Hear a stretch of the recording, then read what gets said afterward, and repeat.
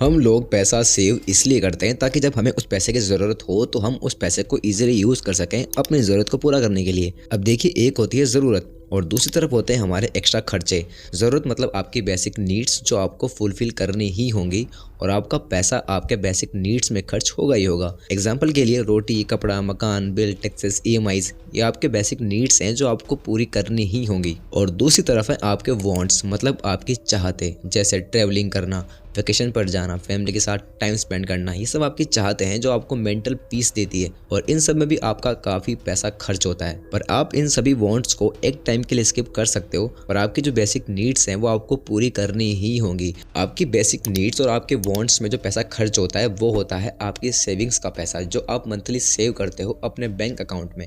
अब एग्जाम्पल के लिए मान लेते हैं कि रॉकी मंथली 50,000 रुपये कमाता है। तो जब महीने के लास्ट में उसे उसके बैंक अकाउंट में सैलरी विड्रॉल होती है तो वो उस सैलरी का 50% हिस्सा अपने नीड्स और वांट्स में खर्च कर देता है। मतलब 25,000 रुपये वो अपनी फैमिली और खुद की बेसिक नीड्स जैसे रोटी, कपड़ा, मकान, बिल, ईएमआईज़, टैक्सेस, शॉपिंग करना, इन सभी जगह खर्च करता है। बाकी 50% वो अपने बैंक में सेव रखता है हर महीने। और पिछले 10 साल से रॉकी यही कर रहा है।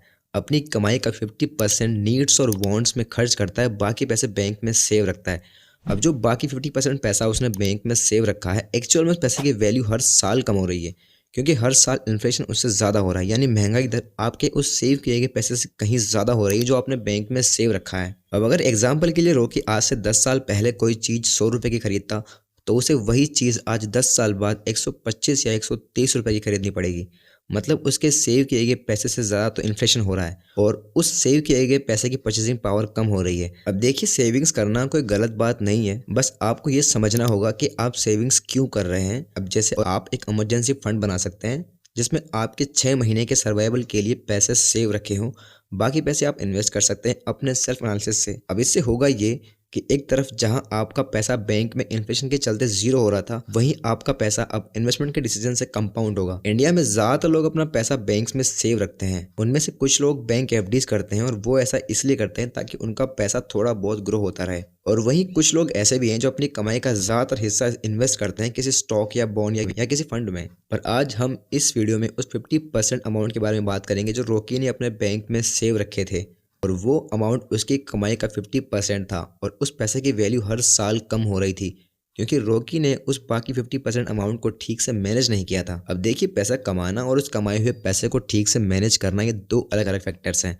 पैसा कमाना तो आसान है, पर अगर आपने उस कमाए हुए पैसे को ठीक से मैनेज नहीं किया तो आप कभी भी फाइनेंशियली ग्रो नहीं कर पाएंगे। अगर 2019 से 2024 तक का महंगाई का डेटा देखें तो आपको पता चलेगा कि कैसे हर साल महंगाई बढ़ती जा रही है। 2019 से लेकर 2024 तक इंडिया में इन्फ्लेशन यानी महंगाई का दर काफ़ी हाई रहा है। 2022 में इन्फ्लेशन 6% के ऊपर चला गया था और 2023 में तो ये कुछ महीनों में 7% तक चला गया था। जहाँ बैंक का एफडीज का इंटरेस्ट रेट 5% से 6% था, वहीं इन्फ्लेशन 7%, जो एक बहुत बड़ी बात है, जो 2024 के कुछ महीनों में 7% तक पहुंच गया था।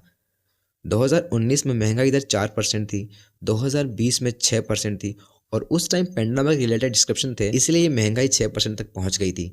2021 में इन्फ्लेशन 5%, 2022 और 23 में इन्फ्लेशन रेट कुछ महीनों में 7% तक पहुंच गया था, जो बहुत ज़्यादा है। 2024 में करंट इन्फ्लेशन रेट अनस्टेबल है, जो स्टार्टिंग के कुछ महीनों में 4 से 5% था, अभी लास्ट महीनों में कुछ 5.5% महंगाई दर चल रही है। कहने का मतलब यह है कि इन्फ्लेशन हर साल बढ़ रहा है पर इन्फ्लेशन के हिसाब से लोगों का पैसा ग्रो नहीं कर रहा है, उनके पैसे की परचेसिंग पावर कम हो रही है। अगर किसी ने बैंक में अपना पैसा डाला और उस पैसे की बैंक एफडी करवा दी, एवरेज बैंक एफडीज का इंटरेस्ट रेट मान लेते हैं 5% मिल रहा है, तो उस 5% रिटर्न से ज़्यादा तो इन्फ्लेशन हो रहा है, मतलब महंगाई बढ़ रही है। इसलिए उस बैंक में सेव रखे हुए पैसे की परचेसिंग पावर कम हो रही है, उसकी रुपी कॉस्ट कम हो रही है, उसकी पावर कम हो रही है। अब क्योंकि इन्फ्लेशन रेट उस इंटरेस्ट रेट से ज़्यादा है, मतलब महंगाई उस बैंक में एफडी किए गए पैसे से ज़्यादा है, तो धीरे धीरे आपके पैसे की वैल्यू भी कम हो रही है। इसीलिए रॉकी का बचा हुआ 50% अमाउंट धीरे धीरे जीरो हो रहा था। अब जीरो से मेरा मतलब है कि सेविंग्स अकाउंट की रुपी कॉस्ट कम हो रही थी। इंडिया में ज़्यादातर लोग बैंक में फिक्स डिपॉजिट करते हैं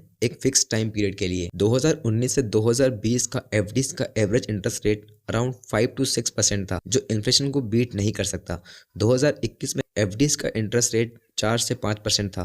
2023 में रिजर्व बैंक ऑफ इंडिया ने इस इकोनॉमिक क्राइसिस जैसी कंडीशन को सॉल्व करने के लिए एक पॉलिसी लॉन्च की सभी बैंकों के लिए, इसमें सभी बैंकों को अपने बैंक एवरेज का इंटरेस्ट रेट 5 से 6% से बढ़ाकर 6 से 7% करना हो। आरबीआई ने ऐसा इन्फ्लेशन को बीट करने के लिए किया ताकि लोगों का पैसा महंगाई दर से ज़्यादा हो और उन्हें अच्छा इंटरेस्ट रेट मिल सके। पर फिर भी ये इंटरेस्ट रेट इन्फ्लेशन को ठीक से बीट नहीं कर सकता। अब देखिए, ये तो था एक प्रॉब्लम के बारे में कि लोग अपना पैसा बैंक में रखते हैं और उनका पैसा ग्रो नहीं हो पा रहा है। तो बात करते हैं इसके सॉल्यूशन की कि आखिर आप अपने पैसे के साथ क्या कर सकते हैं, अपने पैसे को कहाँ इन्वेस्ट कर सकते हैं और कितना पैसा इन्वेस्ट कर सकते हैं, कितने पैसे की आप सेविंग्स कर सकते हैं। आप जॉब करते हैं या कोई बिजनेस करते हैं, इन्वेस्टमेंट दोनों के लिए ज़रूरी है। सही जगह इन्वेस्ट करके आप अपनी लाइफ में फाइनेंशियली ग्रोथ हासिल कर सकते हैं और इन्वेस्टमेंट एक राइट डिसीजन हो सकता है आपके पैसे को मल्टीपल करने का। तो इस पूरे मैटर को सॉल्व करने के लिए एक फॉर्मूला समझते हैं, 50-30-20 का फॉर्मूला जो एलिजाबेथ वॉरेन ने दिया था। ये फॉर्मूला एक नॉर्मल इनकम 15,000 से 20,000 कमाने वाले से लेकर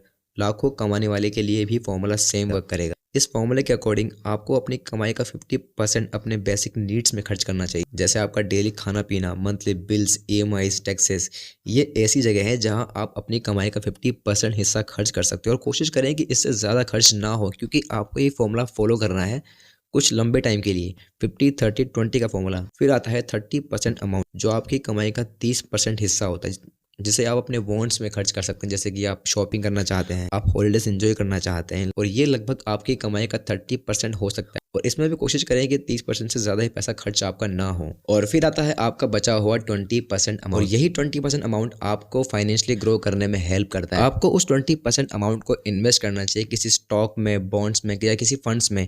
अब इससे होगा ये कि एक तो आपका पैसा इन्वेस्ट करने से कंपाउंड हो रहा है, ऊपर से आप इन्फ्लेशन से बच सकते हैं। इन्फ्लेशन अगर ज़्यादा है और अगर आपने इन्वेस्टमेंट करी है तो आपका पैसा ऑटोमेटिक ग्रो होता रहेगा, कंपाउंड होता रहेगा, इन्फ्लेशन को बीट करता रहेगा। और जो रिटर्न आपको बैंक से मिल रहा था उससे कहीं ज़्यादा रिटर्न आपको इन्वेस्टमेंट से मिल सकता है अगर आपने सही एनालिसिस से इन्वेस्टमेंट करी तो यहाँ तक आपको क्लियर हो गया होगा कि 50-30-20 का फॉर्मूला एक्चुअल में काम कैसे करता है, जिसका 50% अमाउंट आपकी कमाई का वो हिस्सा होता है जो आपके बेसिक नीड्स में खर्च होता है, और 30% अमाउंट वो होता है जो आप अपने वॉन्ट्स में खर्च करते हैं, और 20% अमाउंट आपको इन्वेस्टमेंट करनी चाहिए उस पैसे की, जिससे आपका पैसा इजीली कंपाउंड हो सके और आप इन्फ्लेशन का शिकार भी ना हो, मतलब आपका पैसा उस महंगाई दर से ज़्यादा ग्रो करे। अगर आपने वही 20% अमाउंट अगर बैंक में सेव किया होता तो एक्चुअल में उस पैसे की वैल्यू कम हो रही होती, पर अगर क्योंकि आपने उस 20% को इन्वेस्ट किया है तो आपका पैसा कंपाउंड होगा। इन्वेस्टमेंट्स में रिस्क तो होती है, लेकिन सही प्लानिंग और सही स्ट्रैटेजी के साथ अगर आपने इन्वेस्टमेंट जर्नी शुरू की तो चांसेस है कि आपका पैसा ग्रो होगा ही होगा। तो अब आपको यहाँ थोड़ी क्लियरिटी हो गई होगी कि आखिर क्यों हमें इन्वेस्टमेंट करनी चाहिए, और हमारे बैंक में हमें एक लिमिटेड पैसा रखना चाहिए जो हमारी इमरजेंसीज में हमारे काम आ सके।